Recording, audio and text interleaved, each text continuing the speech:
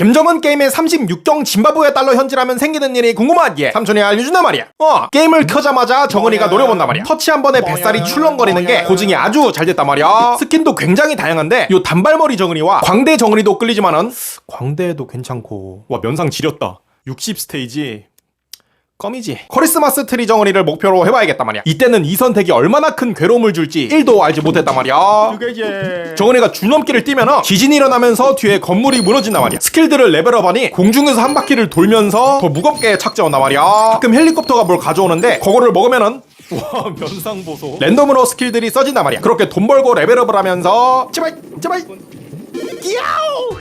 오늘은 좀 짱이 진짜 56층 개 아깝다. 15분 만에 60층 가까이에 도달한단 말이야. 금방 하겠는데? 쉴 것 같은 느낌에 여유를 부리며 스킨을 구경해준단 말이야. 와 푸틴, 시진핑, 트럼프도 있네. 여러 스킨을 껴주며 60층에 도전하는데 와 이게 제발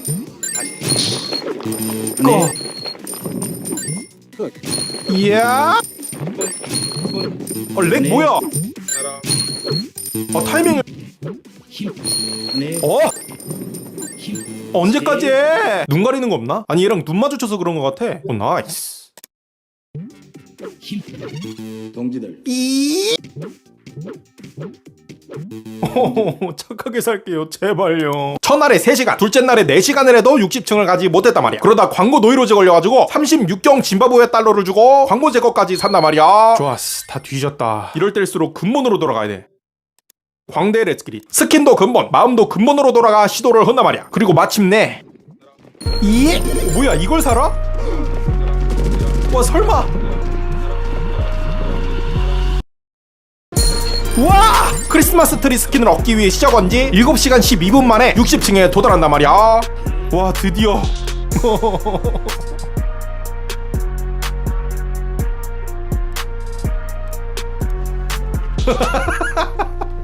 이거지 이거지.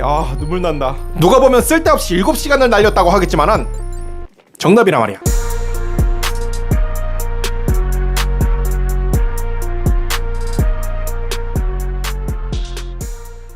김정일의 여자를 사랑한 김정은이 궁금하게 삼촌이 알려준단 말이야. 김정일은 스트레스 받을 때 꼴에 안 어울리게 피아노를 들었단 말이야. 그러다 려심이라는 피아니스트를 알게 됐는데 려심은 얼굴도 작고 피부도 엄청 하해가지고 백설공주라고 불렸다고 한단 말이야. 김정일은 려심을 너무 좋아해가지고 저택에 계속해서 불렀단 말이야. 심지어 청진에 살던 려심 가족을 평양 아파트로 데려오는 것도 모자라가지고 일가 친척들까지 청진의 최고급 아파트로 이사시켜줬단 말이야. 올림픽 금메달을 딴 것도 아닌데 이러는 거 보면 려심이로부터 큰 기쁨을 받은 것 같단 말이야. 2011년 김정일의 마지막 러시아 방문 때도 려심이 동행할 정도로 둘은 항상 붙어 다녔단 말이야. 정일이 부인 중에 정은이의 애민 고용이가 제일교포 출신이었고 김정일의 또 다른 부인 김옥은 피아니스트였는데 여심은 제일교포 출신에다가 피아니스트기까지 하니 정일이가 안 좋아하고 배길 수 없었던 거란 말이야. 근데 문제는 여기서 시작된단 말이야. 저택에 백설공주 여심이 자꾸 와서 피아노를 쳐주니까는 우리 뱃살공주 정은이도 계속 보게 된 거란 말이야. 실제로 공연을 보러 가면은 노래하는 설주 뒤에 피아노 치는 여심이 있었단 말이야. 아무리 그래도 아빠랑 사귀었던 여자를 어떻게 아들이 또 만나냐 이렇게 말할 수 있는데 안찬일 세계 북한연구센터 소장이 여심 외삼촌과 통화를 했는데 김정은이 여심을 공연에 불러가지고 연주 듣고 파티하다가 사랑에 빠져서 연인이 됐다 라는 말을 들었다고 한단 말이야. 게다가 정은이 여친이 아니라면은 김정일이가 뒤지고 이제 여심도 내려가야 되는데 여심은 물론 청진의 일가 친척들까지 그 집에 그대로 살고 있단 말이야. 요 사진에서 여심으로 보이는 인물은 정은이와 무려 같은 테이블에 앉아있단 말이야. 간부들 다 뒤로 밀려나고 주에 설주 여정이처럼 가족들만 있는 그 테이블에 여심이 있는 거니 정은이가 아빠의 여자를 탐한 게 맞을 확률이 상당히 높단 말이야. 수령동지 여심이가 더 이상 수령동지와 입맞춤할 수 없다며 탈북했습니다. 야 칠떡갑된 당장 사이렌 틀고 안내방송해. 울려대 사이렌 텅빈 길거리. 김정은이 직접 삭제 부탁한 영상이 궁금하기에 삼촌이 알려준단 말이야. 중국에서 대유행한 작은사가 노래에 맞춰 정은이가 춤을 춘단 말이야. 이 외에도 산부자가 같이 춤을 추거나 오바마한테 처맞는 모습, 푸틴이랑 반기문 전 유엔 총장이 막아도 오바마한테 처맞는 모습, 푸틴 오바마의 합공으로 수영장에 빠지는 모습, 미사일을 본인한테 쏘지만은 엉덩이 지망으로 튕겨내는 모습, 골프 치다 자빠지고 노물에다 자빠지고 오바마의 장난 때문에 오해받아 뺨 맞고 억울해하고 돼지가 돼지를 타는 모습 등 정은이 조롱이 끊이지가 않는단 말이야. 중국에 있는 북한 유학생들이 다 볼까봐 정은이가 엄청 걱정했을 텐데 아니나 다를까 뉴욕 데일리 뉴스에 의하면 정은이가 실제로 중국에 급히 삭제 요청을 했다고 한단 말이야. 그러나 중국은 개무시를 했고 이 유행은 전 세계로 퍼졌단 말이야. 심지어 정은이 유행 덕분인지 요 노래는 2014년 아메리칸 뮤직 어워드에서 올해의 국제음악에 선정됐단 말이야. 중국 유학은 북한의 엘리트 중에서도 엘리트들이 갔을 텐데 정은이 조롱하는 영상들 덕분에 북한 율신에게 느끼던 존경이나 동경은 사라지고 웃다가 빠진 배꼽만 남았겠단 말이야. 안녕하세요. 증은씨. 다 잊어버리고 제가 새로 뽑은 자동차나 구경해봅시다. 이 차의 모터는 사람이 문제다요. 모든 걸 사람과 똑같이 만들었어요. 오 뭐야 사람답게 만든 거야? 이거는 뭐야? 그거 만드시면 안 되면... 한국 커뮤에서 한국인인 척 질문했던 거 들킨 북한 개발자가 궁금하지? 삼촌이 알려준단 말이야. 한국 리눅스 커뮤니티에 레드스타라는 사용자의 글이 올라온단 말이야. 리눅스 응용 프로그램을 만들려고 그러는데 영 아이디어가 생각나지 않아요. 고수님들께 부탁드립니다. 그래가지고 한국인 고수가 직접 해보는 것이 좋을 것 같습니다. 설치해보시고 분석해보세요. 라며 도움을 준단 말이야. 여기서부터 띠꺼운 레드스타와 친절한 한국인 고수의 티키타카가 예술인데 저는 페도란데 여기서는 할 수 없나요? 왕초보라 영 알 수 없네요. 좀 더 친절히 대해주시면 감사하겠어요. 모른다는 말만 100번 해봤자 아무도 답변 달 수 없습니다. 내 질문을 모르겠다는 건지 참... 이것을 어디에 어떻게 써먹을지 감도 안 잡히면 책부터 보세요. 그게 아니라 왜 이해를 못하시는지 안타깝네요. 그래서 한번 보기나 하셨냐고 묻는 겁니다. 거긴 그런 내용이 없습니다. 지가 왕초보인 게 벼슬인 양 안타깝다거나 왜 이해를 못하냐고 비하만 하는 레드스타가 인상적이란 말이야. 근데 이 사건 이후 몇 달 후에 북한에서 자체 운영체제를 발표했는데 이름이 붉은 별이란 말이야. 레드스타를 번역하면 붉은 별이란 말이야. 게다가 북한에서는 프로그램을 프로그램이라고 한다는 점, 붉은 별이 페도라를 사용해 제작됐다는 점, 2009년에 요 설치판 관련 질문을 하고 몇 달 뒤 2010년에 붉은 별이 상용 판매가 됐다는 점 등을 따져볼 때 그렇단 말이야. 정은이네 개발자가 한국인인 척 한국 커뮤니티에 질문을 올렸던 거란 말이야. 왠지 그래서 남을 비하하는 느낌이 강하더라니 생활총화에서 남들 비판하는 습관이 남아있는 것 같단 말이야. 참고로 당시 판매되던 붉은 별은 한국의 우수한 고등학생이면 만들 수 있을 정도로 허접했다고 한단 말이야. 야 이제 한국 커뮤니티에 질문을 할 수가 없어. 네가 위장 취업에 꼭 성공해야 돼. 화상 면접 잘 보고 와. 예, 목숨 바쳐 취업하고 오겠습니다. 네 안녕하세요 리성철씨. 북한분 아니시죠? 예, 아닙니다. 네. 본인이 살아온 본인의 배경에 대해서 설명 부탁드릴게요. 야, 답변 준비해왔지? 예, 배경 답변 준비했습니다. 예. 제 배경에 대해서 설명해 드리자면 에베레스트 산입니다. 야! 북한 역대급 나이 조작 사건이 궁금하지? 삼촌이 알려준단 말이야. 광숙 돌기를 선보이며 무려 10점 만점에 10점을 받아 금메달을 따는 여선수 바로 북한의 김광숙 선수란 말이야. 근데 자세히 보니 앞니가 없단 말이야. 1997년 전에는 만 15세 이상 그러니까 중3이나 고1 정도 나이부터 출전이 가능했는데 초등학생 마냥 앞니가 없으니 상당히 수상하단 말이야. 북한 측에서는 훈련하다가 앞니가 부러진 거라고 주장했지만은 조사해보니 처음 출전한 1989년에 고작 10세였단 말이야. 물론 우리 정은이도 10세란 말이야. 게다가 1989년부터 1991년까지 3년 연속으로다가 15세로 출전한 게 확인됐단 말이야. 그리고 또 1992년에는 1년 만에 2살을 먹어버리면서 17세로 출전했단 말이야. 타임머신이라도 탄 거야 말이야. 나이가 어릴수록 유연하고 겁이 없으니 초등학생을 고등학생이라 속여서 나갔던 거란 말이야. 아니 그렇게 해서 금메달 따면 무슨 의미가 있냐 말이야. 북한처럼 아우지나 처형이 걸려있으면 의미가 있을 수도 있겠단 말이야. 결국 1993년에 딱 걸려가지고 북한 전체가 세계선수권대회 자격도 박탈당하고 메달도 뺏겼단 말이야. 선수가 출전 자격이 될 때까지 기량을 유지하도록 도와주는 게 아니라 전성기니까 냅다 나가라고 했다가 선수 생명 끝내버리는 거 보면 북한도 참 답이 없단 말이야. 여보, 금메달도 땄는데 분위기에 취해볼까요? 제 귀에 더러운 말 속삭여주시라요. 야! 똥! 수령동지의 엉덩이를 만져버린 북한군이 궁금하지? 삼촌이 알려준단 말이야. 정은이가 사회주의 애국 청년 제11차 대회 참가자들을 만나러 간단 말이야. 편집된 영상에서만 무려 7분 16초 동안을 외치고 있단 말이야. 모두가 오열하는 가운데 정은이가 내리고 대표자로부터 꽃을 받고 포옹을 하는데 대표자가 정은이 빵댕이를 그냥 만져버린단 말이야. 정은이 표정 보니 싫어하는 것 같지는 않단 말이야. 대표자도 아차 싶었는지 바로 정은이 허리로 손을 옮기는데 아마 허리가 아니라 뒤까지 뻗어나간 뱃살이 만져져가지고 더 놀라긴 했을 거란 말이야. 이제 둘의 뜨거운 포옹이 끝났나 했는데 이번에는 정은이 골반에 손을 올린단 말이야. 아니 진짜 연인인 거 아니냐 말이야. 정은이가 이제 여성 대표자에게 꽃을 받는데 여기는 빵댕이나 골반 터치는 물론이고 눈 마주침도 없단 말이야. 남자 좋아하는 거 딱 들켰단 말이야. 다음 남자에게 가는데 수령동지, 저희 마을 사람들이 먹을 게 없습니다. 다 똑같아. 배급이 꼭 필요합니다. 야, 얘네한테 왜 배급을 안 줘? 아니 나도 주고 싶지 새끼야. 근데 네가 고기며 쌀이며 빵이며 다 처먹는데. 크게 혼쭐난 정은이는 서둘러 발걸음을 옮기는데 야 머리 크기 차이가 상당하단 말이야. 사회주의 애국천년 동맹은 만 18세부터 만 30세까지 의무 가입인데 40, 50대처럼 보이는 거 보니 정은이가 얼마나 굴렸는지 짐작이 간단 말이야. 밥 언제 먹냐고 그만 물어봐 새끼야. 밥 먹으러 왔어? 네. 너 밥 먹으러... 너 그럼 인민들보다 밥이 중요하다 이거야? 네. 북한 위장 취업에 실제로 당한 기업이 궁금하지? 삼촌이 알려준단 말이야. 동무, 블라디보스토크에 했습니까? 라고 물어보니 게리 리라는 북한 위장 취업 요원이 도망을 친단 말이야. RFA에서 이 게리 리를 뒤쫓던 중에 실제로 게리 리가 위장 취업으로 근무했었던 팬텀 오페라 네트워크라는 회사의 대표 마이클 콩과 연락이 돼가지고 인터뷰를 했단 말이야. 지금부터 북한 위장 취업 요원들이 어떤 짓을 하는지 밝혀진단 말이야. He would always invoice us like enormous amounts of hours, right? Constantly working 10 hours a day, 7 days a week without fail. Every single day it was 10 hours, right? Ask him, could you please explain, could you please itemize like each day what you do, right? And he said, I worked on this, I worked on that. Some of the things that he linked were like changing just like a few lines of code, right? Or doing something that is trivial. So I asked him about it. I'm like, how can you spend hours saying that you modified, just a few lines of code, just a very easy to do, just something that, is done in like 10, 20 minutes. And he started getting angry with me and saying, I'm working so hard for you, I'm creating so much value, all the usual like nonsense, right? Making threats saying, you'll regret it, I can do bad things to you, I can do bad things to Phantom, I can get back at you, blah, blah, blah, blah. He tried to run a few commands to try and shut down his servers, like basically destroy them. He wasn't able to do that because he had missions to do it. 아니 거짓말로 취업해놓고 근무 시간도 거짓말하고 안 먹히니까 협박하다가 회사 서버까지 날려버리려 그러는 거는 진짜 사람이 아닌 것 같단 말이야. 정은이가 남한테 피해 안 주고 정당히 밥 벌어먹고 살면 좋겠는데 요번 생에는 긁는 것 같단 말이야. 야 위장 취업하려면 어떤 회사가 있는지 다 알아야 된다고. 자 나를 보면 어떤 회사가 떠오르는지 말해봐. 병철이부터. 저는 1등 기업 마이크로소프트가 생각납니다. 왜? 수룡동지 거가 엄청 작고 말랑말랑하잖아요. 전 세계가 실시간 응원했던 25명 돌진 탈북이 궁금하지? 삼촌이 알려준단 말이야. 25명의 관광객이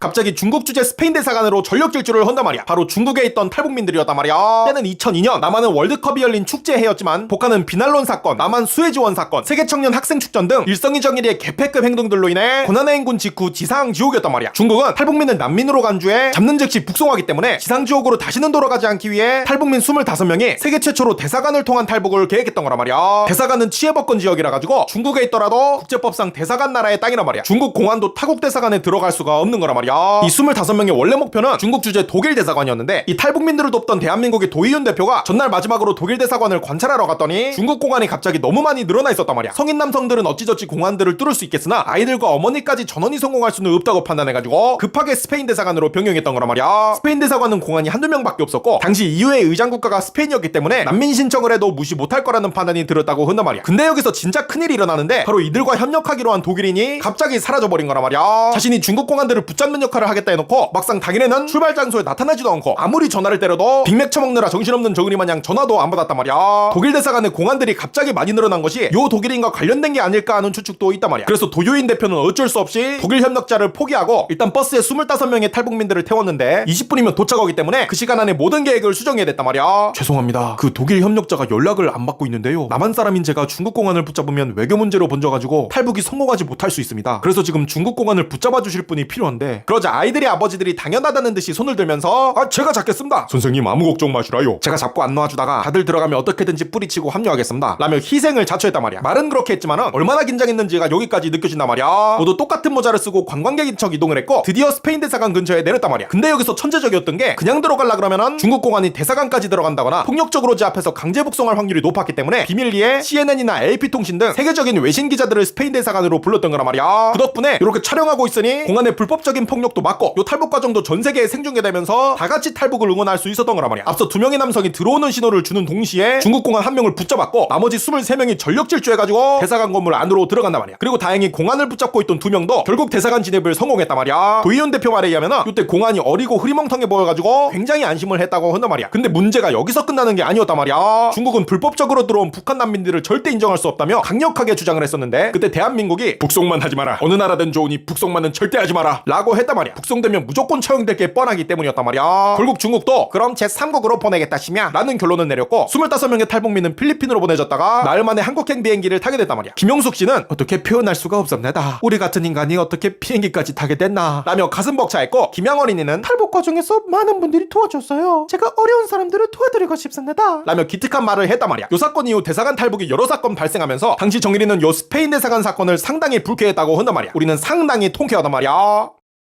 스페인 대사 간 사람이죠? 탈북민들 데려오세요 빨리. 보스한테 할 얘기 있으면 저한테 말하세요. 아 통역자예요? 에레스 인데르프라테? No, tú eres el intérprete. 아니 네가 통역사잖아. 네? 와 존나 답답해. 아무튼 탈북민 데려오시라고요. 노르코리아노로 Culpa de mi dos. 기침해서 못 들었어. 와 존나 답답해. 찐광기 탈북 마스터가 궁금하기에 삼촌이 알려준단 말이야.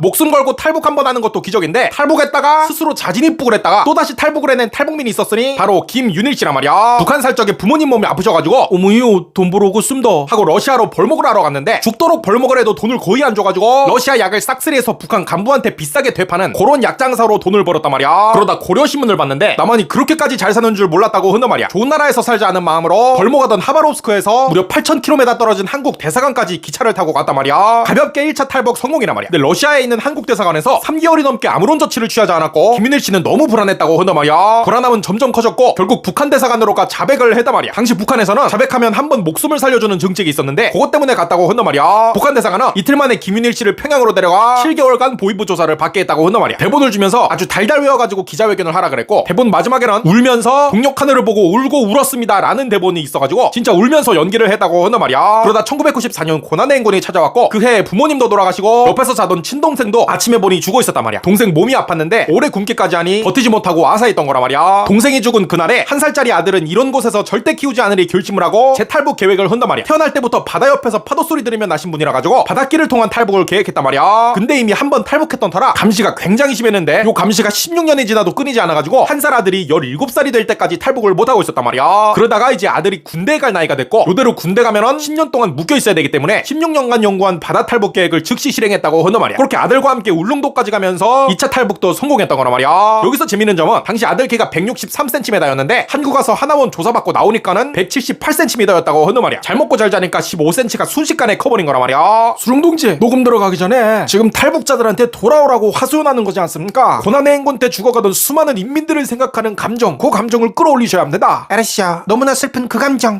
잡았어. 오토튠 틀어줘.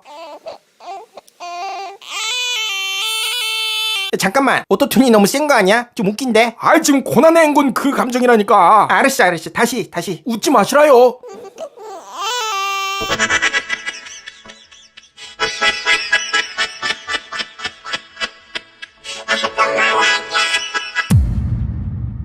북한 지혜은이 궁금하기에 지혜은 씨에게는 사과의 말씀 드린단 말이야. 예, 정말 그렇습니다. 예. 우리는 이번에 강동군 지방공업공장들을 돌아보면서 강동군 엇공장에 대한 취재도 진행했습니다. 지혜은이 뉴스에 나온단 말이야. 근데 말투가 북한 말투란 말이야. 자세히 보니 지혜은과 똑 닮은 북한표 지혜은이었단 말이야. 자 먼저 얼굴 비교부터 해보자 말이야. 같은 화면에 둘을 동시에 띄우면은 요런 상황이란 말이야. 요번엔 목소리 비교란 말이야. 예, 정말 그렇습니다. 예, 정말 그렇습니다. 예, 정말 그렇습니다. 예은 씨 저기 살쪘다. 닥쳐 이 X발 새끼야. 닥쳐 이 X발 새끼야. 목소리는 많이 다르단 말이야. 요 뉴스를 보면은 지혜은 닮은 기자뿐만 아니라 이렇게 정은이 닮은 돼지도 나오고 돼지 닮은 정은이도 나온단 말이야. 뉴스 마지막에는 국제 소식이 나오는데 요즘 핫한 전쟁 얘기 쏙 빼놓고 자기들이 제일 싫어하는 미국이 회오리 바람 피해를 입었다며 집중 조명한단 말이야. 정말 투명하단 말이야. 철주야, 나 사실 바람 폈어. 아우, 괜찮습니다. 저도 폈습니다. 4월 1일 만우절. 저는 3월 2일. 아?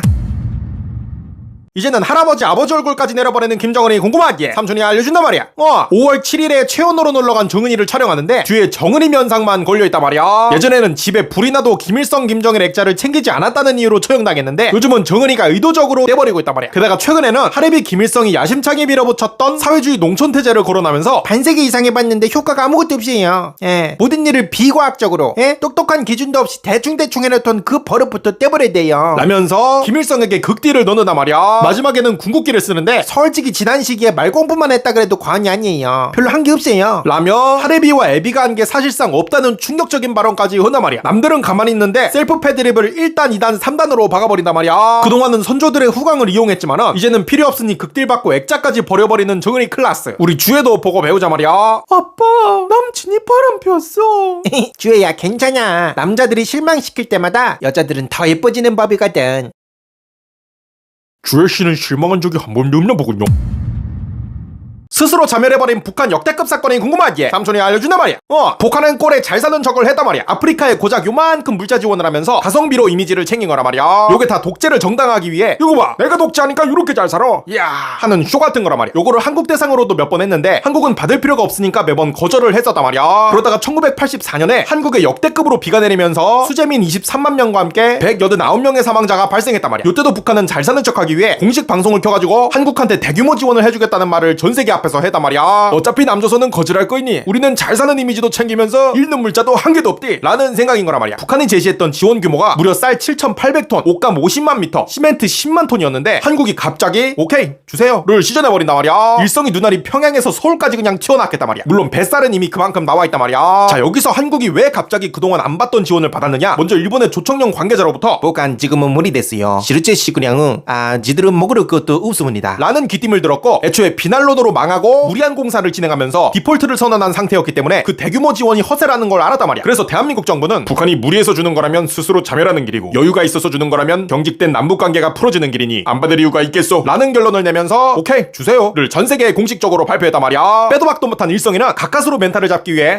그래도 너무 무리한 약속은 아니니까 라며 스스로를 위로했지만 사실 요 사건은 일성이 생각보다도 훨씬 심각한 문제였는데 왜냐면 그동안 북한 간부들이 충성 경쟁을 하려고 물자 소유량을 엄청 뻥튀기 해서 거짓 보고를 하고 있었기 때문이란 말이야. 사실상 식량이 바닥을 보이는 상황임에도 식량이 장군님 지방만큼 있습니다. 모두 장군님의 은총 덕분입니다. 이런 식으로 아부를 했던 거란 말이야. 일성이는 점심시간에 뛰어가는 속도로 급하게 물자를 확인했고 북한 주민들 먹일 식량도 부족한 상황임을 알게 됐던 거란 말이야. 북한은 이제 지원해주면 경제가 파산하고 지원 안 하면 자존심이 무너지는 이런 상황이 된 거란 말이야. 대부분의 대빵이라면 자존심 굽히고 지원을 취소할 텐데 대가리 똥 받친 일성이는 해! 지원해줄게!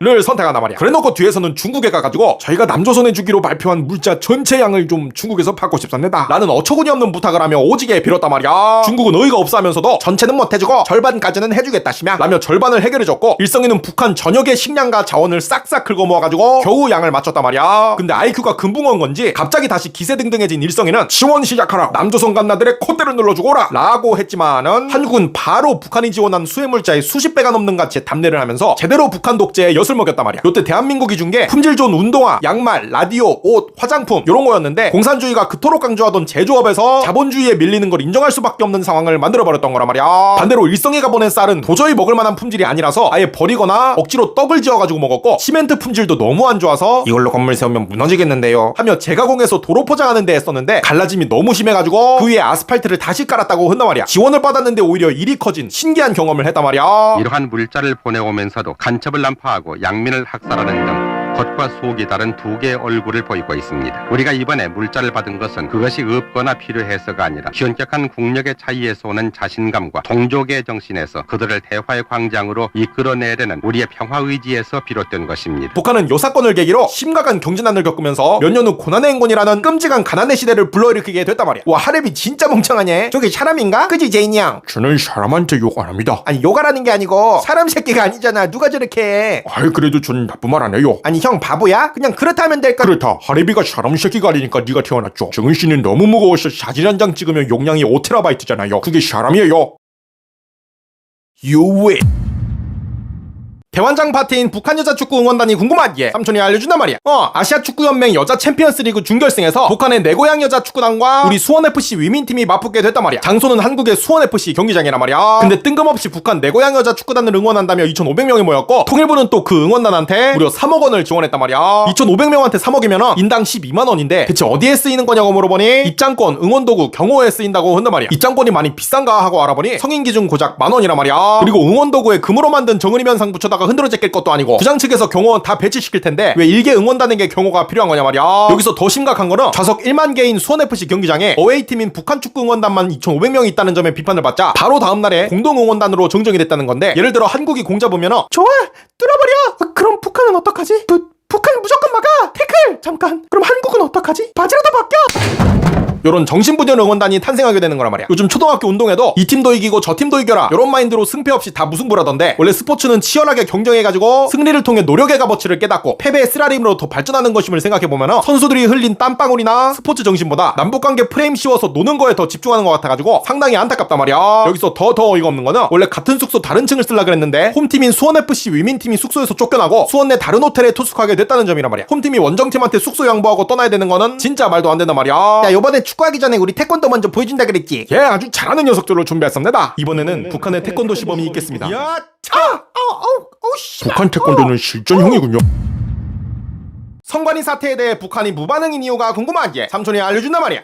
헌법기관인 성관이가 헌법 제24조를 위반하고 대한민국 국민들은 참정권을 잃어버린 요번 사건, 정은이가 꼴에 안 어울리게 조용하단 말이야. 노동신문, 메아리, 조선중앙텔레비전 등에서 아예 언급조차 없단 말이야. 거의 뭐 주애가 과학 수업 듣다가 자기 몸에 정은이 DNA가 있다는 사실을 알게 되고 충격에 빠져가지고 아무 말도 못했을 때처럼 그 어떠한 소리도 내지 않는단 말이야. 2018년에 있었던 제7회 지방선거 때는 노동신문에 남조선에서 진행된 지방자치제 선거 결과는 무엇을 보여주는가 라는 제목으로 신나게 비난했는데 내용을 살펴보면은 보수패당이 대참패를 당하였다. 홍준표는 매일과 같이 막말을 늘어놓으며 민주세력 후보들을 헐뜯었고 독초는 뿌리채 드러내야 한다 라며 당시 북한의 적대적이었던 정당이 선거를 대패했다면서 기사 내내 조롱과 조리돌림을 갈게 됐단 말이야. 이렇게 놀리고 싶은 거 있으면 대대적으로 놀리며 북한 체제의 우월성을 입증하려던 정은이가 요번에는 왜 나만 민주주의가 망해가고 있어요.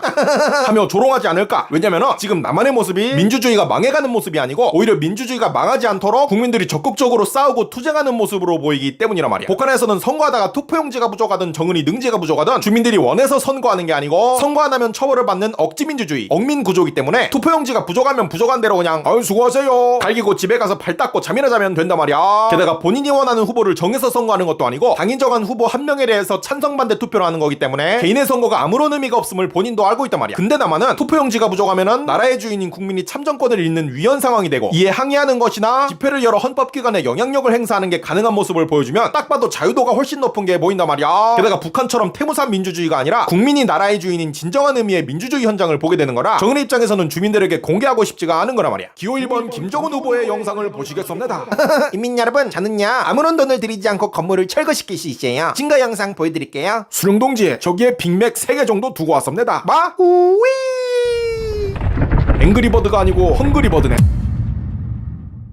이제 한 문장에 이제 9번이나 이제 말하는 이제 북한이 이제 궁금한 게 삼촌이 이제 알려준단 말이야. 그래서 그 감독으로서 이제 사강자전 결승 단계 참가한 이제 4개 팀, 이 팀들은 이제 실력이 이제 누구나 다 이제 1등을 할 수 있는 이제 우승을 노릴 수 있는 그런 팀들이기 때문에 이제 그 조별 단계에서 이제 그 막다를 렸다고 해서 여기에 그 성적에 누가 강하고 누가 약하다 이렇게 말할 수는 절대로 없습니다. 이제 북한 내고향 여자 축구단의 이제 리유일 감독이 이제 한 문장에 이제를 9번이나 이제 외친단 말이야. 근데 이제 북한의 이제 통역관도 이제 뒤지지 않고 저 기자선생의 질문입니다. 이제 알고 있기에는 3,000명의 이제 응원단이 우리 내고향 축구 선수단을 응원하기로 이제 되어 있는 걸로 알고 있습니다. 그래서 이 응원단에 대한 이제 우리가 한국에 도착해서부터 느꼈겠지만은 이 응원단에 대한 이런 감정을 좀 묻고 싶습니다. 습관성 이제를 갈겨버린단 말이야. 그리고 하이라이트로 리유일 감독이 이제 신기술을 보여준단 말이야. 응원단에 대한 이제 그 질문은 이제 어떤 이제 앞으로 이제 그 비슷한 질문이 이제 나오는지 모르겠는데 5초 안에 무려 5번이나 이제를 발동한단 말이야. 이제 남한 사람들도 이제 발표를 할 때 이제 긴장하면은 이제를 이제 남발하는데 이제 북한도 이제 똑같았던 거란 말이야. 정은아, 북한이랑 남한이랑 이제를 누가 더 많이 써? 아니 당연히 북한이지. 라운드 1 파이트. 이제 오늘 계획은 이제 먹고 이제 자고 이제 싸고 이제 이제 우리는 이제 하반기에 You win. 못 사는 거 들키자 3주 만에 문 닫은 북한이 궁금하기에 삼촌이 알려준단 말이야. 평양뿐만 아니라 나선 경제특구도 멋있다며 전세계에 오픈을 알린 정은이 북한에 와서 돈 좀 써달라는 뜻이란 말이야. 북한 가이드는 촬영을 허가한 것만 찍으라고 강조를 했지만 해외 유튜버들은 한국말 몰라요 를 시전하며 북한의 민낯을 세상에 전달한단 말이야. 칠보산으로 가면서 보이는 절망적인 시골 뷰. 안내원이 황급히 노래를 시작하면서 어그로를 끌어보지만 1도 소용이 없단 말이야. 나무가 하나도 없는 민둥산, 석유가 부족해 수치로 움직이는 목탄차 등이 전부 들통난단 말이야. 홍수 피해를 주민들이 직접 복구하는 모습도 들키고 멋있다는 모습은 온데간데 없고 실제 북한의 비참한 모습들이 공개되면서 정은이가 말하는 반대의 모습만 전 세계에 알려진단 말이야. 코로나 이후 5년 만에 큰맘 먹고 어서오세요. 오픈한 북한을 고작 3주 만에 어서 가세요. 급하게 폐쇄한단 말이야. 애초에 가이드 한 명이 관광객을 30명이나 거느리고 있으니 오히려 통제가 되는 게 이상한 상황이었던 거란 말이야. 아니 어차피 전 세계 사람들이 북한 못 사는 거 알고 있는데 정은이 혼자 안 들키려고 육수 흘리면서 발버둥 치는 게 의의가 없단 말이야. 수령동지, 위 얘기가 오히려 기회입니다. 숨겨둔 첫째 아드님과 시간 한번 보내고 오시죠. 전 세계에 아빠와 아들의 화목한 영상을 보여주는 겁니다. 아리씨야, 숨겨둔 아들도 오랜만에 보고 화목한 영상도 찍어올게. 아들, 저게 뭐게? 뭐? 아무것도 없는데? 이 새끼가 눈도 살쪘나 아무것도 없는데 저게 뭐게 이 지랄하고 있네. 아우 시간 날렸네. 씨발 뭐여? 이 돼지 새끼가 먹은 거지 지금? 이걸 전 세계에 공유하라고? 한국에 이기려고 무리했다가 고난의 행군 시작해버린 북한이 궁금하기에 삼촌이 알려준단 말이야.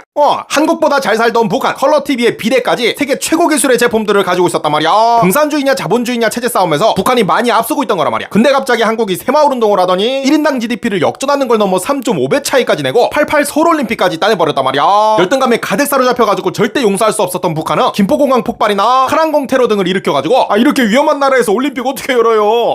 참나 라고 했지만은 북한의 범행임이 밝혀지면서 역으로 국제적 비난을 당하고 개패급으로 낙인이 찍혔단 말이야. 게다가 88 서울올림픽이 대선곡을 거두자 드디어 눈이 돌아버린 일성이는 야 무조건 남조선보다 큰 거겠지 무조건이야 라는 당시 북한 경제 사정으로는 꿈도 꿀 수 없는 명령을 내렸고 바로 다음에 무리에 개무리를 더해가지고 겨우 평양 세계청년 학생 축전을 열었단 말이야. 어느 정도 무리였냐면 첫째로 88올림픽보다 9,000명 많은 22,000명의 선수들을 초청했는데 숙소가 부족해가지고 기차에서 선수들을 재웠단 말이야. 둘째로 너무 많은 인원이 오면서 통제가 안 되니 시작 오자마자 요르단 대표단은 옷에 천안문이라고 적힌 티셔츠를 입고 나와가지고 중국의 유혈 진압에 대해 비판을 했고 덴마크 활동가들은 북한의 인권 침해를 비판하는 현수막을 펼치는 등 전 세계 앞에서 북한과 동맹국들에 대한 인권 비판을 받았단 말이야. 경제적으로도 말이 안 되는 개 오바싼 말을 떨었던 게 88올림픽은 한국 GDP의 3.9%를 들여 여유있게 진행한 반면에 북한은 GDP의 무려 30%를 박아버리면서 인생 한방이야 를 시전한단 말이야. 그리고 한국은 선수들이 머물던 아파트를 민간에 팔아가지고 수익을 많이 남긴 반면에 북한은 아파트를 팔지도 못하는 공산주의라 가지고 돈이 그냥 증발을 해버린 거란 말이야. 그리고 일성이가 준비했던 것 중에 통조림 자랑 프로젝트가 있었는데 야 주민들 통조림 배급해줄 테니까 요거 먹지 말고 외국인 손님 오면 대접하라. 야 아주 그냥 뻑이 가겠디 했지만 다른 나라에서는 통조림이 너무 흔해가지고 군인들 비상식량처럼 여겨지던 터라 외국인들은 오히려 손님한테 통조림 북한 쫀나게 못 살아요 라는 생각을 했던 거란 말이야. 이미지적으로도 경제적으로도 큰 타격을 입은 북한은 숨만 겨우 붙어 있었는데 갑자기 소련이 또 붕괴되면서 지원이 싹 끊기자 300만 명이 굶어 죽은 고난의 행군이 시작됐단 말이야. 자기 객가는 안 되고 열등감에 사로잡혀가지고 복구가 불가능한 상태가 돼버린 거란 말이야. 좆됐네 씨발. 에브디 정은아. 괜찮아. 기분 전환할 겸 맛있는 거 만들러 갈까? 그래 너밖에 없구나. 이게 우리 마지막 설탕이야. 아니야 해프디 이렇게 하는 게 아니고 이거 진짜 나밖에 모르는 건데 자 이렇게 칼로 말아가지고 잠깐만 이렇게 들고 있어봐요. 이렇게 라이트로 찢으면 잘 봐봐. 자 씨발놈이. 도핑 걸리자 개웃긴 변명 늘어놓는 북한이 궁금하지. 삼촌이 조용히 알려주나 말이야. 지금 새벽이라 말이야. 피파에서 도핑 검사를 실시했더니 북한 여자축구 국가대표팀 중에서 무려 5명이나 스테로이드 양성 반응을 보였단 말이야. 스테로이드를 쓰면 남성 호르몬이라 불리는 테스토스테론을 합성해가지고 근육이 엄청 커지면서 근력이 폭발적으로 증가하고 근육 회복도 미친 수준이 된다고 한단 말이야. 소위 약을 꼽고 나왔던 건데 말 그대로 진짜 테토녀들이었던 거란 말이야. 2011년 발생한 요 사건에 대해 북한은 이게 선수단 대부분이 벼락을 맞아서 그렇습니다. 훈련장에 번개가 치면서 벼락을 맞은 선수들을 치료하려고 사양노루에 향락을 먹였더니 도핑 양성이 나온 겁니다 라는 개웃긴 변명을 늘어놨단 말이야. 아니 선수단이 단체로 벼락 맞았다는 건 100번 양보해서 그렇다 쳐도 도핑 양성 반응 나왔다는 거는 스테로이드를 고용량 사용했다는 건데 고작 사양노루 고추 옆에 달린 향락 먹여가지고 그렇게 됐다는 거는 진짜 개구라라 말이야. 채찌삐한테 말하니 놀고 있네. 사양노루 향락 먹고 갑자기 스테로이드 양성 반응이 나왔다고 다음엔 홍삼 먹고 초사여인 됐다고 하겠네.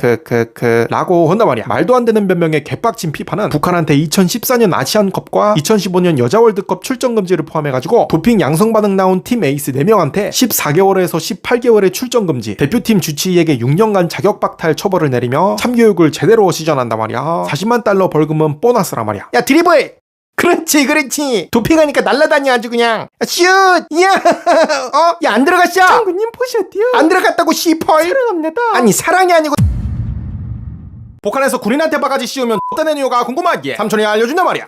삼촌이 군인이었을 때 월급이 20만 원이었는데 외박을 나가면은 일단 미터기 안 찍고 출발하는 택시기사님께 4만 원을 지불하고 담배로 지은 거 같이 쩐내나는 모텔에 1박 12만 원을 지불하고 다시 한번 미터기 안 찍는 택시를 타고 4만 원을 내면은 짜잔 월급을 다 썼단 말이야. 이렇게 한국에는 군인들이 군부대를 크게 못 벗어나는 점을 이용해 바가지 씌워도 니네가 뭘 할 수 있는데 를 시전하는 상인들이 많은데 조사해보니 북한에서는 군인한테 바가지 씌우는 일이 절대 없다고 한단 말이야. 3가지 이유로 나눠봤는데 첫 번째 이유는 그지 새끼야. 2019년 통일부 발표에 따르면 북한 병사 월급이 미국 돈으로 1센트였단 말이야. 100센트가 1달러니 100개월 동안 하나도 안 쓰고 모으면 드디어 지폐를 만져볼 수 있는 거란 말이야.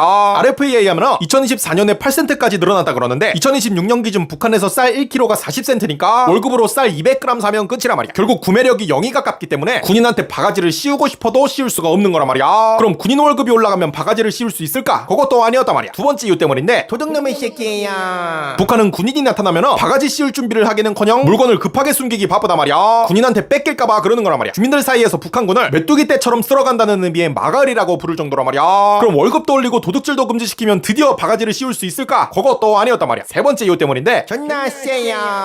북한군은 권력도 상당하단 말이야. 독재를 위해서는 군인이 주민을 통제해야 하기 때문이란 말이야. 특히 교관 같은 경우는 주민이 바가지 씌우려 그러면은 바로 단속해서 망하게 하는 게 가능하단 말이야. 그렇기 때문에 주민이 군인한테 바가지를 씌우는 게 아니고 역으로 군인이 상인한테 더 싸게 내놓으라 이렇게 역바가지를 씌운다고 한단 말이야. 바가지 씌우려다가 바가지는 거란 말이야. 바가지 맞더라도 북한군보다야 낫지 않음? 크크. 북한 가서 군인 할래? 하는 여론도 있던데 그럼 전재산 빼앗고 그래도 정은이 기쁨 저보다 낫지 않음? 크크. 북한 가서 살래?를 시전해주겠단 말이야. 군인은 청춘 바쳐 대한민국을 지킨 대가로 그 조그만 월급을 받는 것이니 존중이나 감사까지는 없더라도 바가지 씌우는 일은 정말 사라져야 되겠단 말이야. 외박 한 번 나갔다고 바가지 맞고 월급 다 날아가는 동네면은 반드시 업보가 되어 돌아올 거란 말이야. 수령동지 저희 부대를 방문해주셔서 정말 감사합니다. 부대에서 제일 가는 녀석을 보내드릴 테니 즐거운 시간 보내시라요. 이야.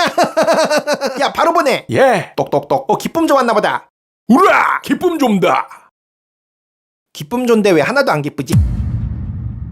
탈북률 0%인 북한 지역이 궁금하기에 삼촌이 알려준단 말이야. 바로 자강도란 말이야. 인구수 135만 명 중에 지금까지 238명밖에 탈북을 안 해가지고 탈북률이 0.01%란 말이야. 거의 정은이가 인바디제 쓸 때 나오는 골격근량이랑 비슷하단 말이야. 참고로 함경도는 대략 2만 명이 탈북을 했고 배급도 잘 되고 세뇌도 강력한 평양조차 자강도의 3배 이상인 770명이 탈북했단 말이야. 지도만 보면 중국 바로 아는데 왜 탈북자가 없는 걸까? 먼저 자강도는 핵무기와 미사일을 만드는 군수시설이 몰려있고 주민들이 요 군수시설에서 일을 하니 이 사람들이 밖으로 나가면 아주 큰일이란 말이야. 그래서 주민 통제가 매우 엄격한데 잔인할 정도의 세뇌 교육은 당연하고 USB도 못 들어와가지고 남한 콘텐츠도 볼 수가 없다고 한단 말이야. 게다가 자강도를 벗어나려면 보름 정도 시간을 들여가지고 미당위원회와 군당위원회의 승인을 받아야 된단 말이야. 자강도로 들어오는 건 더 빡센데 외국인한테 지상낙원으로 보여지기 위해 철저히 관리하는 평양보다도 깐깐하다고 한단 말이야. 특별 통행증을 받아야 들어갈 수 있는데 요거 받으려면은 자강도에 신청해가지고 신원 확인이 되면은 아주 고강도의 조사를 또 받아야 된단 말이야. 그래서 북한 사람들은 평양 사람이나 외국인들은 어쩌다가 봐도 자강도 사람 보는 경우는 거의 없다고 한단 말이야. 이렇게 나가는 사람도 들어가는 사람도 거의 없는 지역 자체가 큰 감옥인 거란 말이야. 그러나 자강도 사람들은 이 감옥에 불평불만을 가지는 게 아니고 오히려 세뇌가 너무 강력하게 돼 있어가지고 스스로 자강도 자부심이 엄청나다 그러는데 다른 지역 주민들이 북조선판 유대인이라 부르는 걸 즐길 정도라고 한단 말이야. 우리가 있기 때문에 북조선이 유지되는 거이리 라고 생각한다고 하는데 만약 통일돼서 자유민주주의를 내세우는 대선 후보에게 대부분이 표를 던질 때조차 자강도 사람들만큼은 독재자 정은이한테 90% 이상 투표를 할 거란 말이야. 자강도 주민들이 수령동지를 위해 악기를 연주한답니다. 수령동지는 노래만 하시면 됩니다. 오랜만에 노래 실력 좀 뽐내볼까요? 피카츄라이 기타 솔로구나. 피카츄라이 아니 나 언제? 아이 기다려보시라요. 아니 나 언제? 전 세계에서 난리 난 제2차 한국전쟁 게임이 궁금하기에 삼촌이 알려준단 말이야. 한적한 서울 시내에 역변한 카카오 프렌즈가 있단 말이야. 서울에 사람이 왜 이렇게 없나 봤더니 들으셨습니까? 북한의 남침으로 두 번째 6.25 전쟁이 시작됐던 거란 말이야. 미사일이 날아오고 북한 특수부대가 낙하산을 펼쳐 내려온단 말이야. 전 세계에서 5억 장이나 팔린 콜 오브 듀티의 이번 배경이 한반도라고 한단 말이야. 신병 배고프시단다. 남한군 뿔테고증도 미쳤고 누구지? 케이팝 가수?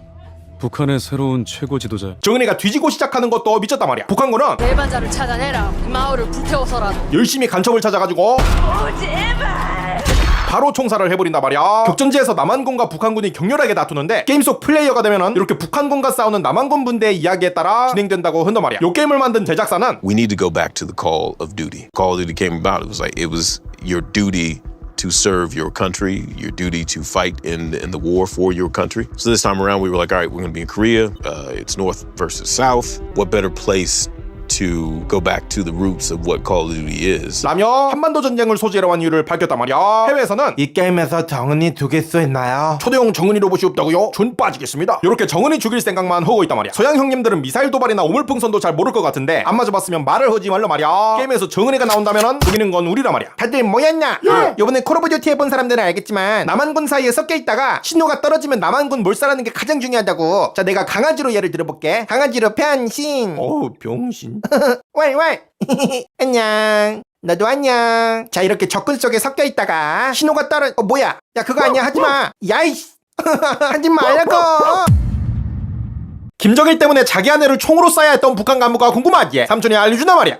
요 사건은 정은이의 비 정일이의 더러운 파티에서부터 시작된단 말이야. 기쁨조 여성들이 항상 붙어있고 무대에서는 성적인 공연을 하며 딸로 다발을 쌓아놓고 내기판을 벌이는 등 저속함의 끝이었단 말이야. 그중 리명재 조직지도부 부부장은 파티 때마다 참석을 했는데 아내가 묘사한 바에 의하면은 새벽 3, 4시에 술득이 되어 돌아왔고 어떤 날은 머리카락이 잘려서 돌아오기도 했습니다. 라고 헌단 말이야. 김일성 대학 교수였던 아내는 당에 대한 사랑이 컸기 때문에 김일성한테 편지를 써본단 말이야. 한나라의 미래를 이끌어가야 할 지도자 동지가 이래서야 되겠습니까? 이것은 분명히 잘못된 것이니 수령님께서는 지금이라도 바로잡아 주십시오. 라는 내용이었단 말이야. 필체를 감추기 위해 왼손으로 써서 한 통은 김일성에게 또 한 통은 김일성의 딸이자 김정일의 친동생인 김경희에게 보냈단 말이야. 그러나 여기서 리명재 부부장의 아내가 몰랐던 점이 있었으니 이거 뭐야? 어떤 갓나시아끼가 쓴 거야? 바로 당시 모든 보고는 김정일을 통했다는 사실이란 말이야. 그러니까 김정일이 모든 서류를 보고 통과해야 김일성에게 올라갔던 거란 말이야. 편지는 김일성에게 닿지 못하고 먼저 정치보위부 2국에 도착했는데 이 정치보위부 2국은 반당 불순분자들을 찾아내가지고 처형하는 기구란 말이야. 어차피 측근자 파티를 아는 사람들이 용의자이기 때문에 수사 대상은 그렇게 많지가 않았단 말이야. 2달 만에 리명재 부부장이 부인이 범인임을 찾아내가지고 사격장에서 총살을 하기로 결정됐단 말이야. 근데 갑자기 리명재 부부장이 나오더니 저런 년은 제 마누라기 전에 원수 같은 년입니다. 저런 년은 제가 처단하겠습니다. 라며 정치보위부원에 총을 꺼내가지고 직접 아내를 쏴서 죽였단 말이야. 그러고는 김정일에게 총을 바치면서 저도 죽여주십시오 라고 했단 말이야. 김정일은 그 충성심에 감동해가지고 눈은 한 번만 봐주겠어 라고 한 뒤 이후로도 상당히 총애했다고 한단 말이야. 리명재 부부장은 아내가 죽게 된 원인인 그 측근자 파티에 계속해서 참석했고 나중에는 김정일이 재혼하라고 보낸 젊은 간호원과 재혼을 했단 말이야. 김정일에게 잘 보이고 싶어서 쏜 건지 남아있는 자식이라도 살리고자 한 행동인지는 밝혀지지 않았지만 결국 김정일 때문에 아내를 죽이게 된 끔찍한 사건이었단 말이야. 요 내용은 김정일의 처조카이자 탈북민이었던 이한영 씨의 김정일 로열 패밀리라는 저서를 통해 밝혀졌는데 결국 간첩에게 살해당했던 이한영 씨의 얘기도 다음에 다뤄보겠단 말이야. 내 애비는 더 고통스럽게 죽어야 됐다 진짜. 야 저기 사람이야? 수령동지도 곧 뒤지실 것 같습니다. 건강검진 결과가 이 말이 안 됩니다. 어떻게 되시오?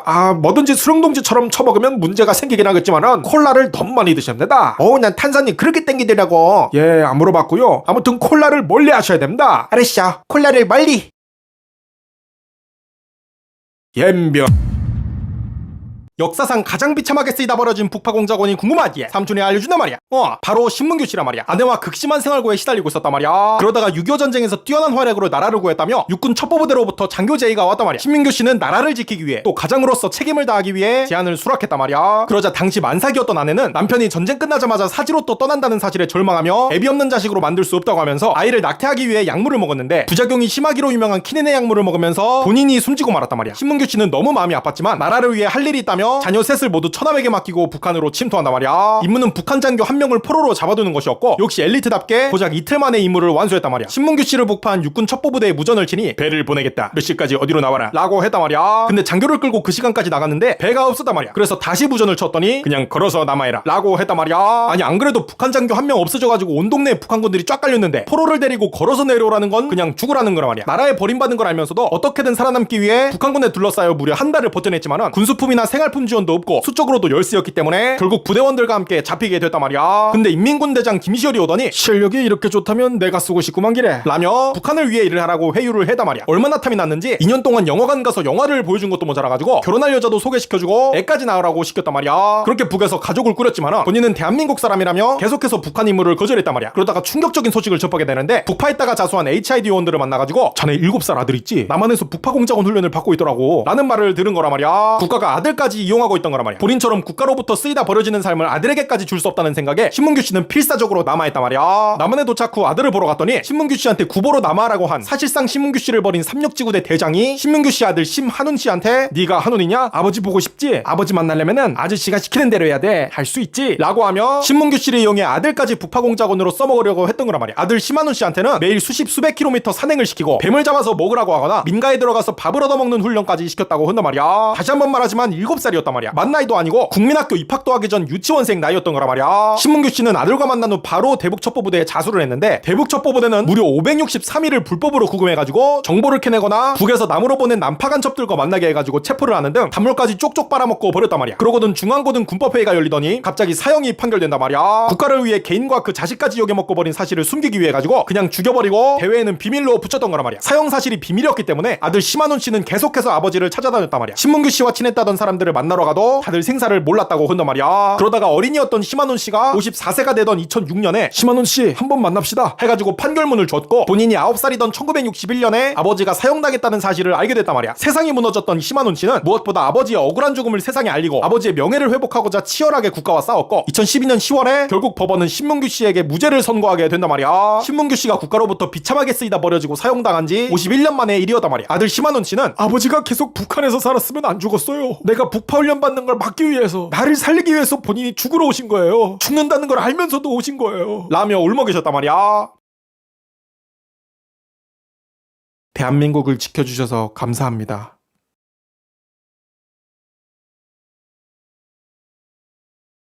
극대노한 김일성이 북한 인자를 제거한 방법이 궁금하기에 삼촌이 알려준단 말이야.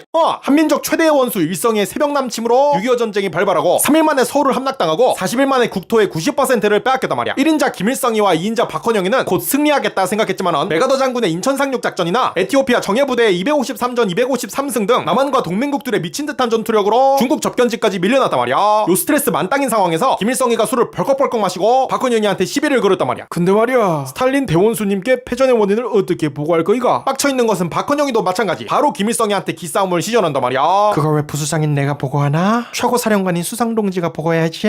얄미운 말투에 눈이 돌아간 김일성이는 이모시게 당신 입으로 스탈린 대원수님께 인민군이 산보하듯 서울까지만 밀고 내려가면 남한에 숨은 남로당원 수백만 명의 폭동을 일으켜가지고 곧바로 남한을 집어삼킬 수 있다고 하지 않았는가? 라고 난리를 쳤는데, 조선의 레닌이라 불리던 박헌영이 역시 물러나지 않고 극대를 박는단 말이야. 첫째, 서울이나 후방에 군대를 하나도 남기지 않고 왜 낙동강으로 다 보냈지? 그러니까 후퇴할 때 다 도관에 던지가 됐지? 둘째, 미군 상륙작전에 대한 정찰대의 정보가 늦어 많은 인민과 인민군이 희생됐는데 이것도 최고사령관 책임이겠지? 하며 김일성 너 때문에 진 거다를 시전했단 말이야. 일성이는 진짜 존나 개빡쳤단 말이야. 안 그래도 전쟁에서 진마당에 술까지 잔뜩 마신 상태에서 오지게 긁힌 김일성이는 이성을 잃어버렸단 말이야. 야, 이 자식아, 만약에 전쟁 잘못되면 나뿐 아니라 너도 책임 있어. 무슨 정세 판단을 그렇게 하고 보고를 그따위로 했는가? 하며 책상 위에 잉크병을 박헌영이 면상에 조준해가지고 날려버렸단 말이야. 그리고 3년 후 전쟁이 실패했음을 인정해야 했던 김일성이는 패전의 책임을 뒤집었을 희생양이 필요했고 바로 박헌영이를 체포한단 말이야. 박헌영 이 자식은 종파를 만들고 당 기밀을 미국에 누설했으며 패전의 원인을 만들었다. 남조선된 남로당원이 20만원 고사하고 1000명만 있었어도 부산에서 파업을 했으면 미국 놈들은 발도 붙이지 못했겠지. 세상에 존재하는 모든 누명을 다 박헌영에게 씌운 김일성이는 패전의 원인이 박헌영임을 소련과 중국에게도 설득해야 됐기 때문에 집요하게 자백을 요구했단 말이야. 박헌영이 절대 인정하지 않자 며칠을 굶은 셰퍼드를 갖다가 감옥에 풀어 넣어가지고 전신을 물어뜯게 했단 말이야. 너무 괴로웠던 박헌영이는 다 인정할 테니 빨리 총살해 라고 소리 질렀단 말이야. 그렇게 박헌영은 모든 죄를 뒤집어 쓰고 총살을 당하게 됐단 말이야. 김정일도 2인자 문성수를 엽기적으로 고문해서 죽이고, 김정은도 2인자 장성택을 고사포로 벌집 만든 거 보면은 북한에서 2인자는 절대 하면 안 되겠단 말이야. 자, 우리 작전 알지? 이렇게 남조선 카페에 숨어있다가 신호가 오면 폭동을 일으키면 되는 거야. 뛰어오세요 고객님. 야, 왜 고객님한테 뛰어라 그래? 아니, 주문한 별명대로 불러야 됩니다. 꼬레 카페 오신 고객님. 아, 커피 들고 꺼지세요 고객님. 나도 할래.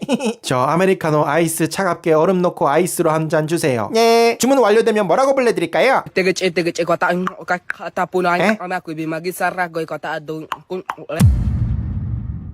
간첩안 잡는 대한민국이 궁금하기에 삼촌이 알려주나 말이야. 국정원이 민노총 간부 2명을 검찰에 넘겼단 말이야. 무슨 짓을 했는지 검찰이 수사해보니 북한 문화교류국으로부터 구체적인 지령을 받았던 거란 말이야. 대한민국의 기밀을 수집하고 민노총을 매개로 대한민국 정당과 사회단체의 정치활동에 개입하라는 지령이었단 말이야. 2018년 8월에 중국 광저우로 출국해가지고 북한 공작원과 접선한 뒤 지령을 받아서 민노총의 지하조직 지사를 만들었던 거란 말이야. 게다가 그 2명 중 1명인 A씨는 북한 김일성이를 찬양하고 미화하는 여러가지의 이적 표현물을 무려 4000페이지나 소지하고 있었단 말이야. 북한에서 간첩 명단을 남한으로 넘겨주던 북한 외교관이 처형당했던 사건을 보면 알 수 있듯이 북한 문화교류국에서 직접 지령을 받았다는 거는 북한 간첩 명단에 적혀가지고 관리되고 있다는 거란 말이야. 누가 봐도 악질 간첩인 게 드러나자 검찰이 바로 이 새끼들 간첩이다, 대한민국 기밀을 북한에 보내고 북한에 유리한 정치선동 지령을 받아 이행해왔다 하며 징역 7, 8년과 자격정지 7, 8년을 구형했단 말이야. 그런데 법원은 며칠 전인 2026년 5월 21일에 무죄를 선고한단 말이야. 대체 뭐라고 씹으렸는지 살펴보니 국가단체에 지령을 받거나 목적 수행을 협의하기 위해 중국으로 간 것은 알겠지만 지령에 담긴 역할을 수행했다는 게 입증되지 않았어요. 그러니까 북한 지령을 받았어도 어떤 일을 했는지 알지 못하면은 요 빼박 간첩 새끼들도 아무런 처벌을 받지 않고 간첩질을 계속할 수 있는 거란 말이야. 또 김일성 찬양물을 4000페이지나 가지고 있던 민노총 간부 A씨한테는 4000페이지 가지고 있는 건 알겠지만 이적행위를 목적으로 표현물을 소지했다고 인정하긴 어려워요. 요것도 무죄를 때려버린단 말이야. 또한 민노총 지하조직 지사에 대해서도 실체를 인정하지 않으면서 북한 지령을 받은 간첩들의 비밀 조직도 있는데 없는 것이 되어버렸단 말이야. 야, 여기가 민노총 지하조직 지사구나. 수룡동지를 뵙게 되어 정말 영광입니다. 됐고 빨리 카페 가서 인공감미를 좀 때려넣자. 배고파 뒤지겠어. 뭐 시키셨습니까? 나 초코 모찌. 못 지나갑니다. 이야, 벌써 나왔네. 못 지나갑니다. 네, 주제요. 못 지나간다고 이 뚱땡이 새끼야. 김정은 시진핑이 지금 만나는 이유가 궁금하지? 삼촌이 알려준단 말이야. 오늘 핑핑이가 정은이를 만나러 온단 말이야. 1박 2일 일정이라고 하니 설주는 밤에 귀를 막으란 말이야. 아마 둘이 만나면은 형 나만 성관이 봤어? 레전드. 그 와중에 형네 12만 명이 나만 유권자라며. 와 진짜. 이 지랄을 떨면서 시작될 거란 말이야. 그럼 핑핑이와 정은이가 서로에게 뭘 원하길래 지금 만나느냐? 먼저 중국의 염원은 미국과의 패권 경쟁에서 승리하는 거란 말이야. 근데 요 승부가 아직까지 나지 않고 장기화되고 있는 가운데 북중러 반미연대, 다른 말로 요 독재 개노답 삼형제가 요즘 중국을 빼놓고 북한이랑 러시아가 서로 귓속말하면서 좋아 죽으니까는 중국이 북한과의 관계를 재정비하기 위해 만나는 거란 말이야. 사실 핑핑이는 지금 발등에 불똥 떨어진 듯 한 달도 안 되는 기간 만에 트럼프 형 만나서 떠보고 푸틴이랑 정은이를 만나가지고 반미연대를 다지고 있단 말이야. 자, 그렇다면 친중 인사라면 자기 고모부여도 처형하며 친중의 씨를 말려버린 정은이가 핑핑이를 대체 왜 만나느냐? 바로 돈 때문이란 말이야. 정은이네는 심각한 경제난을 겪고 있단 말이야. 핑핑이는 미중 패권 전쟁과 반미연대 때문에 마음이 급해가지고 빨리 정은이랑 친해지기 위해 경제적 지원을 오지게 할 거란 말이야. 정은이는 나 푸틴 형이랑 영화 보기로 했는데 1조 주면 생각해볼게. 이런 식인 거란 말이야. 이렇게 정은이는 푸틴한테서 군사 지원과 기술 지원을 받고 핑핑이한테는 경제 지원을 받게 되는 상황. 참으로 심각하단 말이야. 사실 정은이가 돈만큼 원하는 게 하나 더 있었으니 바로 핵보유국 인정이란 말이야. 서방은 북한을 비핵화하려고 하지만 정은이는 핵을 포기할 생각이 절대 없으니 핑핑이 형한테 가가지고 형이 먼저 북한을 핵보유국으로 좀 인정을 해줘. 그래야 북한 비핵화한다는 소리가 안 나오지. 이런 식으로 대화가 오갈 거란 말이야. 물론 중국이 진짜 그렇게 해줄지는 미지수란 말이야. 아무튼 핑핑이랑 정은이가 와인을 처먹든 서로를 따먹든 그거는 상관이 없는데 한국을 계속 혼란스럽게 하는 중국 북한 댓글 부대는 좀 꺼졌으면 좋겠단 말이야. 요 영상에도 반드시 있을 거란 말이야. 핑핑이 형, 우리 축구 보러 가서 내기할래? 이미 내가 고른 팀이 아슬아슬하게 이기도록 선을 써놨지. 경기 종료 1분 전을 알려드립니다. 야, 지금이야. 골 넣어야 돼. 전부 다 걸어. 아니, 걸으라는 게 아니고 비밀선거 개나 줘버린 북한이 궁금하지? 삼촌이 알려준단 말이야.